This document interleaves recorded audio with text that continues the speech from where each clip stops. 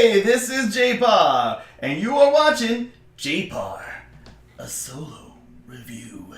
And today on the show, we are reviewing this guy right here, the merc with a mouth. It's Deadpool Deuce. Deadpool 2, folks, and this movie is anything but a big stinky number 2 because this sequel is great, and I'm going to get into that today. How I do it here is I'm going to just break it down into what I think about the movie without getting into too many spoilers. I'm going to rate it at a 5-star, folks. And then at that point, after I've let you know what I think about the movie, I'm going to flip in the spoiler town. I'm going to dig into this movie. I'm going to tell you what I like and what I really don't like about Deadpool 2. So that way, if you had a chance to go out and see this great movie yet, you can still do that. You can listen to what I got to say. You can listen to my 5-star rating, what I give it. And then you could stop at a spoiler town. Hopefully you'll come back and you'll listen to the rest. After you've seen the movie, you can see if your thoughts match up with mine. But yes, Deadpool 2. So Fox's successful R-rated superhero franchise is back, starring Ryan Reynolds, Josh Brolin, Marina Baccarin. Should have really read the name first. Zazie Beetz, and others. There's others. A lot of guest stars that kind of just show up. Of course, T.J. Miller's in this as well, reprising his role as Weasel.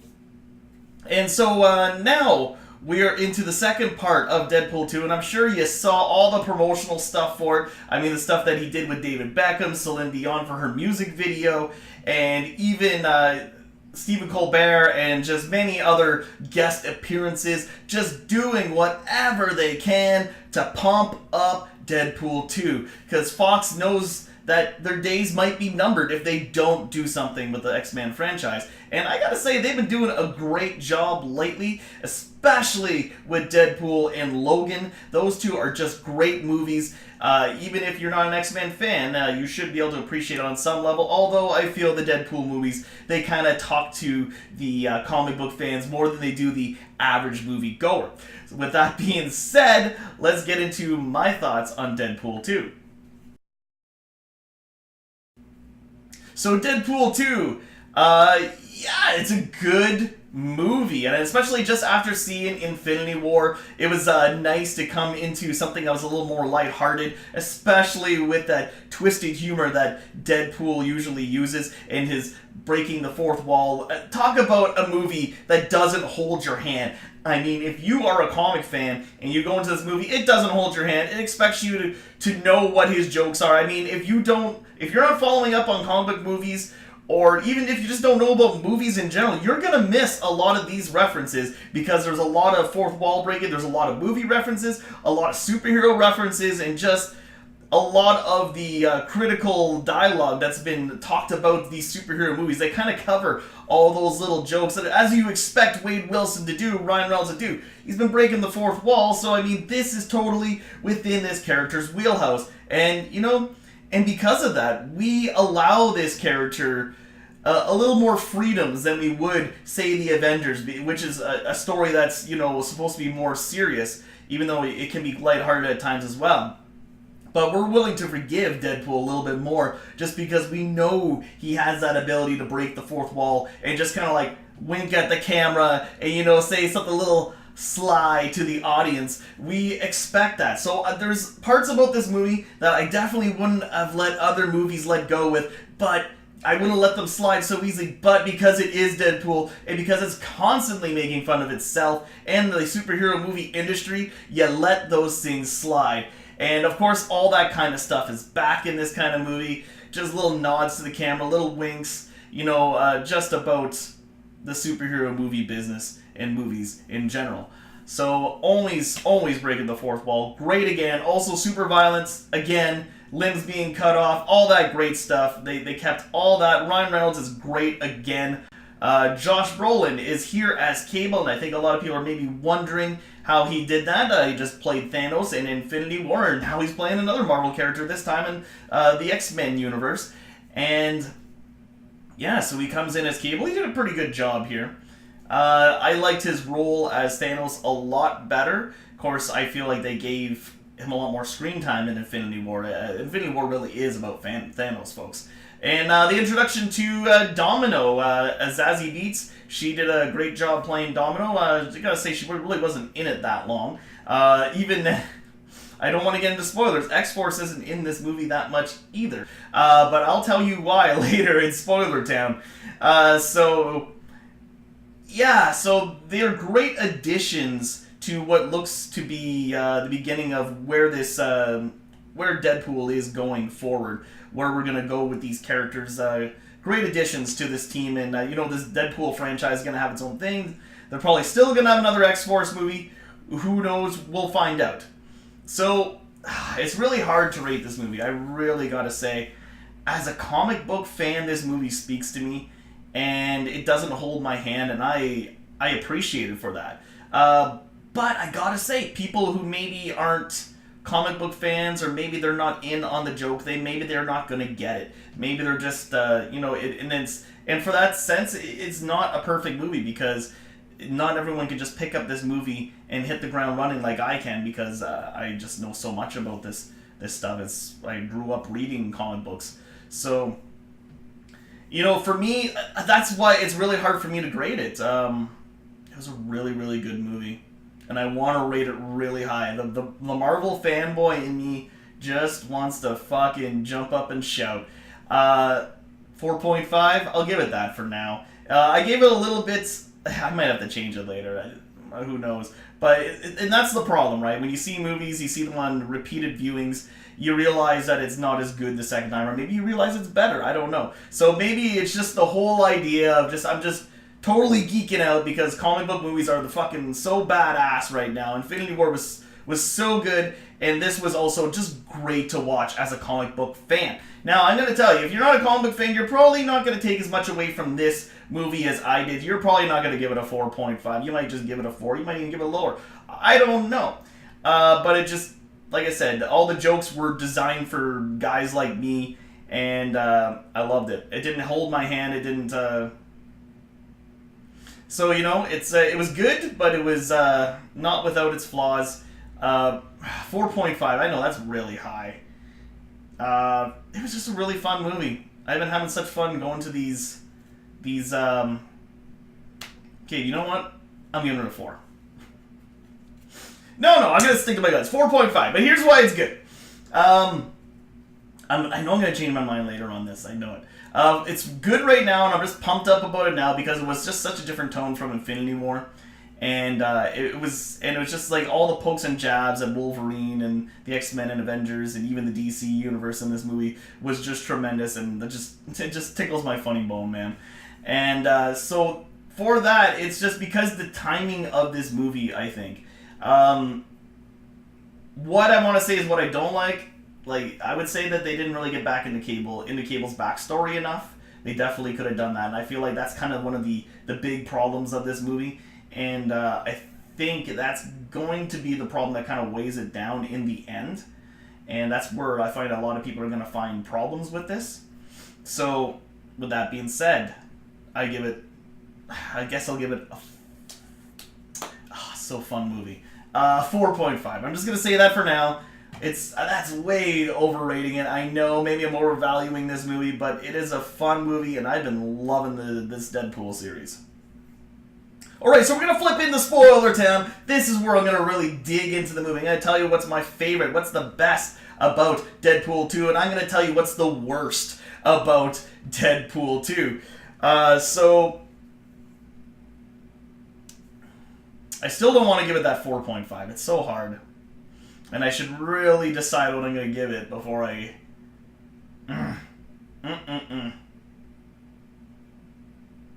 I'm going to give it a 4.5, but it is. I think it's better than the first Deadpool. It has like a more cohesive story. You know what's going on. And also the character is evolving. So that's something that's really good. So let's get into Spoiler Town now. I'm going to stick with that 4.5 for now. I'm still... don't know where to go with that. But, so yeah, my best and my worst, Spoiler Town. So now... I mean, it starts off right away with Deadpool blowing himself up, and his first words are, "Fuck Wolverine." He's like, first of all, he takes my idea for the R rating, and then he goes and kills himself. How am I supposed to top that? Alright, Wolverine, this time I'm gonna die in my movie, or something to that effect. So it's like, alright, right off the hop, we got that classic Deadpool humor. He's ripping into Wolverine, which he does in the comics a lot, because they don't like each other that much in the comics. And obviously Deadpool is kind of, he comes from Wolverine's universe. He's also part of that Weapon X project. And so that's how that starts. There's many jokes made about the Avengers. There's part where he loses his powers, so he may as well give me a bow and arrow and just call me Hawkeye. And then there's just like, oh, I fought another Cape Crusader. Coincidentally, his mother's name is also named Martha. And he calls Cable Thanos at one point. He calls Domino Black Widow. It's just so many hilarious references, and only the way that Ryan Reynolds and Deadpool can do it. The way they deliver these movies, just accusing Cable of being racist all the time because, spoiler alert, and we are into spoilers, Black Tom Cassidy is in this. He's a white dude, but Cable kills him, and then he's like, "Why'd you kill Black Tom? You're so racist!" So he just like harasses Cable about that after. So that was good. Even his little his taxi driver there, he calls him Brown Panther, and oh my god, just so much good R-rated humor, and it was hilarious. It's like it's good to be able to go to these movies. And, everyone's just having a good time. It doesn't matter how offensive the character is. People can just walk out and enjoy these movies. I don't consider it really that offensive, to be quite honest. But then again, I'm not as much as a wimp as some other people. So it's funny stuff to me. And hopefully everyone else can walk away from that and just think that's hilarious. So it's like, they even rip on Canada too, so it's not like, they didn't get their jabs in on there. TJ Miller made a joke about Canada, kind of ripping on them, and Deadpool's just like, "You shut your mouth." And so yeah.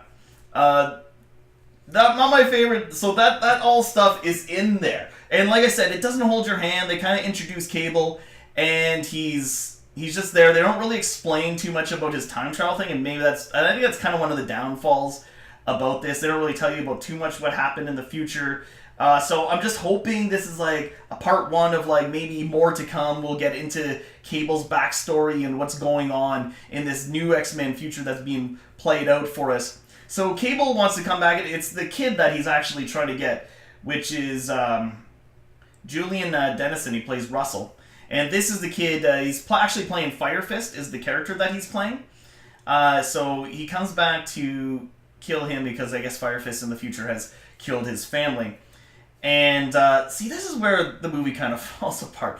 It is that story with Cable but, once again, it's just easy to forgive Deadpool because it's so funny and it just brings you along for a ride. And because it breaks the fourth wall, can I really gripe about the little inconsistencies that much? Because they give you so much in return. And it doesn't have to be serious. Like, I know I complained about Thor 3. It was constantly funny all the way through and never sat down and took itself seriously. It had to. You look at the first two, it takes itself seriously. Deadpool is not that kind of character. At no point is this character grounded. It's just like, it's everywhere. You know what I mean? And it's just like, so many references, so much fourth wall breaking. Can I really gripe about small inconsistencies? It's hard to say. And it's something that can be easily remedied in just another movie. So it's not a huge deal, but yeah, that is probably my least favorite part, because I wish they really got into Cable's backstory and what the future is like. We saw what the future was like in Days of Future Past. What's the future like now? Sentinels don't seem to be a problem for Cable. It just seems to be Fire Fist for some reason. And then you gotta start asking yourself, is this Deadpool continuity actually a part of the X-Men continuity? And then you ask yourself, what is the X-Men continuity? Is it even working? Is there even a cohesive thing there? Is it continuing? Is it broken? What is going on? So, it's hard to say. It's not like they ruin any continuity, because is there a continuity? I don't fucking know. Doesn't seem to be one of these X-Men movies. That's what's nice about Deadpool. You can just go in and enjoy it. You don't have to think about that stuff. So my gripe is kind of something that I can't really gripe about that much. But yes, I would have liked to see more of Cable in the future and see what's going on. Like, why is it Fire Fist? Why is Fire Fist like this most... usually, it's like a... Like, Cable came back and it was like a more... I thought it was like a more cryptic thing. Like, something that was kind of like gonna destroy like thousands of mutants' lives, and it seemed to really just more directly affect him, which I'm sure Fire Fist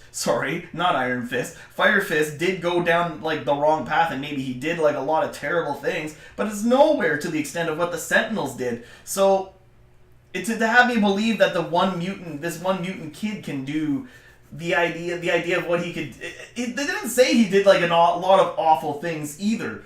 Like, it's nowhere to the extent of the extermination of the mutants via the hands of the Sentinels. So that's way worse. But I don't know. So maybe that's a little bit where my disconnect is there. And I mean, if I was going to give it a 4, as a first-time movie experience, 4.5. I think on repeated viewings it's going to be a 4, but we're going to find out when I see it again. But yeah, that's what I think. That's my problem with it, is the whole like Fire Fist Cable connection in the future. That's the only thing I have a problem with, and that's nitpicking. So, what's my favorite? All the friggin' quips. All of Deadpool's just ripping on, like X-Men, the X-Men, ripping on the Avengers, ripping on the DC. He's like, oh, you're so dark. You sure you're not from the DC universe? I'm pretty sure they like dubstep. Like stuff like that. And then when Cable and Deadpool meets again, it's like, dubstep sucks. It's just, oh my god, it's so hilarious.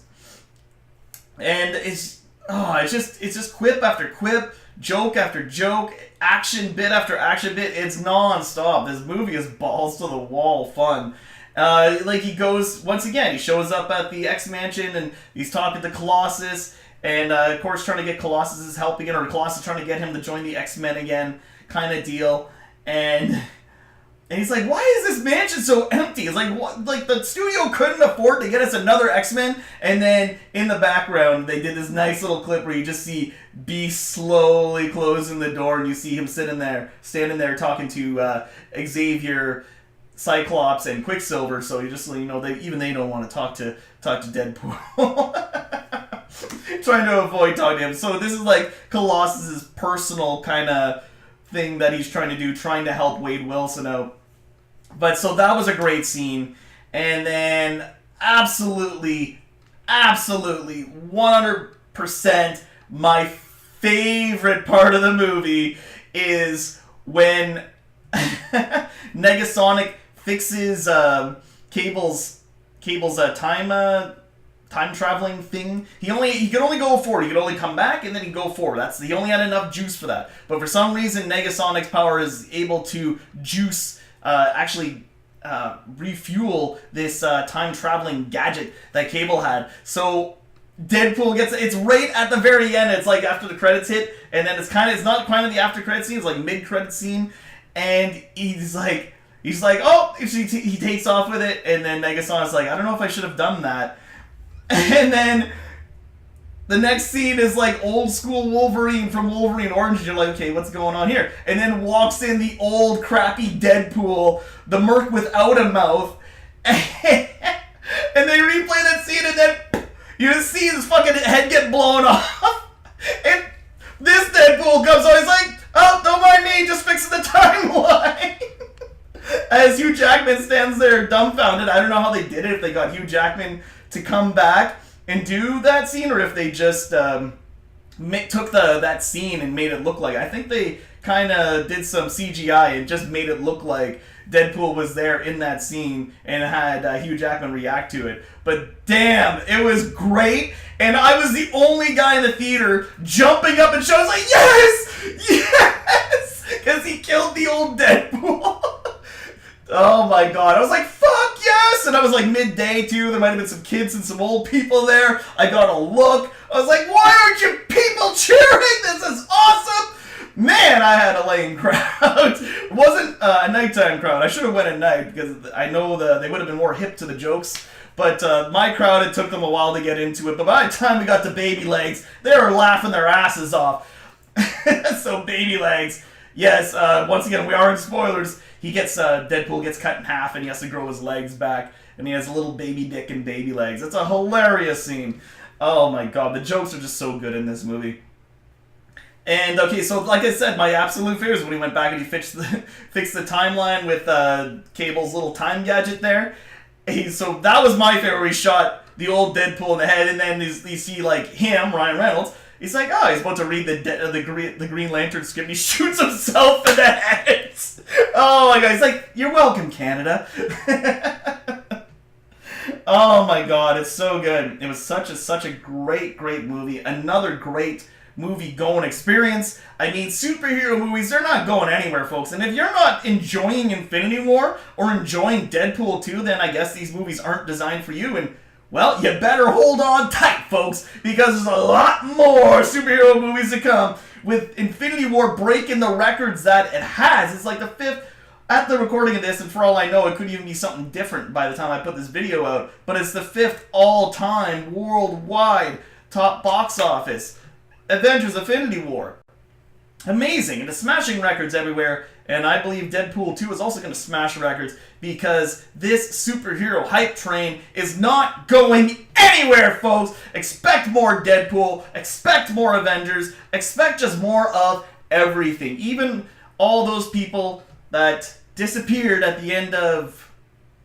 I'm not even going to get into that. But yeah, just expect a lot more. We're not seeing the end of this. I'm also going to be doing more reviews like this, and I can't wait. Next is going to be a solo review, and then I'm thinking of even doing Jurassic World 2, and then a few others for this summer. I can't wait for all this. This was such a good movie, and Infinity War was such a good movie. I am on a high right now of just superhero hype, and I love it. Deadpool 2 is just great for other reasons that are different from Infinity War. Maybe somewhere down the line, I'm going to give Infinity War a higher rating. Or maybe somewhere down the line, I'm going to give Deadpool 2 a lower rating. I don't know. Infinity War, I don't know until I see that next part. I'm going to have to see Avengers 4 before I tell you how I think about Infinity War. Doesn't feel like a complete story. Deadpool 2, you get what you pay for. You're in, you're out. I mean, if you're a comic book fan, if you like the first one, you're going to love this one. And like I said, I think it just might be a little bit better than the first one because there's actually some stakes involved. His girlfriend gets shot at the beginning and she dies, so there's like, he actually has to go through a transformation. He actually learns. The character evolves in this. And I didn't even scrape the surface. I mean, Juggernaut's in this movie! Yes! Oh my god, even if you don't like Deadpool, even if you're just a comic book fan, you don't like Deadpool, or you don't think like this movie's that good, there's one reason to watch this movie, and it's to see Colossus take on Juggernaut in a live action sequence. Oh my god, that was awesome. That was just phenomenal. So, I mean, even if you don't like the jokes from Deadpool, and you're just a comic book fan, you ever wanted to see Colossus take on Juggernaut in a live action scene, it's great, and it's in here. And I gotta say, it's not the shitty fucking Juggernaut from X-Men 3: The Last Stand. It's an awesome Juggernaut. He's fucking cool. He's exactly how Juggernaut should be. And he even references his brother, saying the reason why he wears the helmet is so his brother can't read his mind. Of course he's talking about Xavier. Oh my god. So that's a part of the X-Men continuity now? That there's a connection between Juggernaut and Xavier? Oh my god. My Marvel nerd boy just got a chub, man. He just jizzed all over. It's just, I love being a comic fan, and I love these movies. What can I say? Alright, folks. I don't think I can geek out anymore over this movie.